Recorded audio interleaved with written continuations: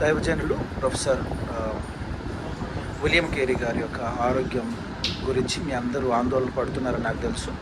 So దాని గురించి మీకు అప్డేట్ ఇవ్వడం కోసం మళ్ళీ హాస్పిటల్ సందర్శించడం జరిగింది. సేవకులైనటువంటి వారి గురించి ప్రార్థన చేస్తున్న మిమ్మల్ని అందరినీ కూడా మన యేసుక్రీస్తు ప్రభువు వారు దీవించును గాక. మరి అయ్యగారి యొక్క ఆరోగ్యం కోసము ప్రార్థన చేస్తూ ఉండండి. ట్రీట్మెంట్ కొనసాగుతుంది. ఇంకా మరి లోతుగా వారి యొక్క ఆరోగ్యం గురించి అధ్యయనం కొరకు ఎన్నో రిపోర్ట్స్, టెస్టులు, స్కాన్ చేయడం జరిగింది. కొన్ని రావాల్సి ఉంది. వారి ముఖం మీద జరిగిన దాడి వల్ల దవడ పన్ను కూడా ఊడినట్టుగా మరి వైద్యులు చెప్పడం జరిగింది.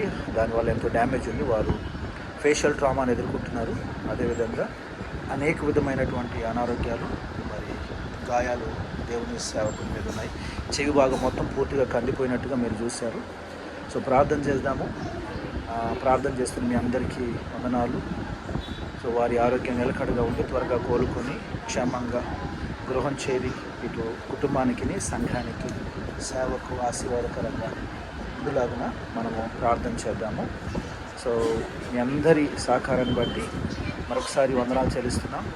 సో దైవ సేవకులైనటువంటి వారి కోసం ప్రార్థన చేయవలసిందిగా